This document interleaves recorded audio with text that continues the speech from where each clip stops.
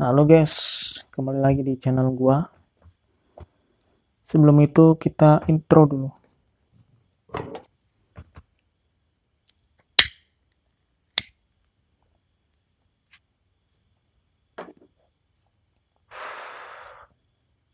Jadi, bisa kalian ketahui banyak pemberitaan tentang Indonesia Emas 2045. Indonesia Emas 2045. Tapi dari kejadian yang hari ini, pemberitaan-beritaannya itu bener-bener kacau nggak sih? Seperti misalnya kebijakan yang tentang LPG. Itu kayak kebijakan yang dibikin oleh anak SMA atau orang yang baru masuk dalam kepengurusan kepanitiaan. Kan biasanya kalau orang pengurus panitia pasti ada salah-salahnya. Nah ini dilakukan oleh sekelas negara. Kacau nggak tuh? Kacau lah. Jadi ini yang jadi titik balik, apakah benar kita menuju generasi Indonesia emas? Dan katanya kita memang ada bonus demokrasi yang melimpah. Tapi apakah dari jumlah demokrasi yang melimpah ini akan juga memberikan dampak yang melimpah juga, atau malah bahkan sebaliknya? Seperti kita ketahui bersama bahwa setiap bergantinya presiden yang memimpin negara, selalu berganti juga kebijakannya, berganti sistem pendidikannya, berganti cara ininya, kerjanya, yang diutamakan apa, selalu. Jadi kesannya seolah-olah kita itu bingung mau ke mana.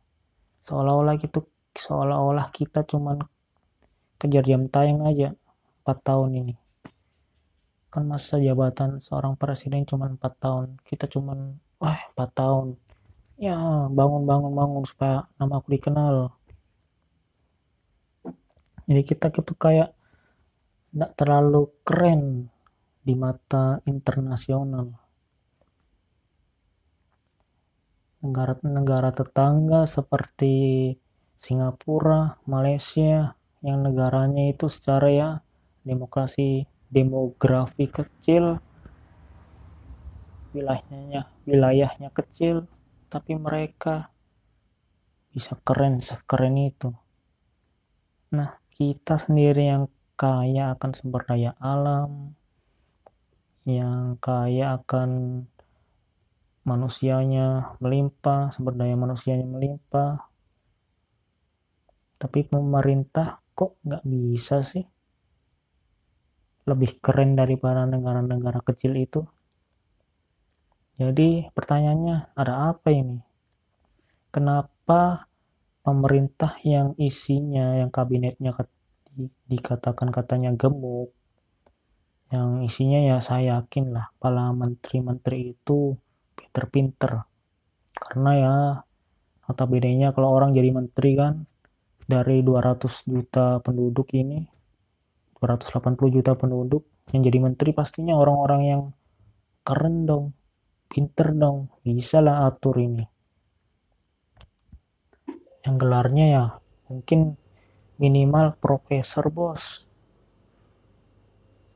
Jadi bisa lah kira-kira, atau enggak bisa. Nah ini yang jadi pertanyaan.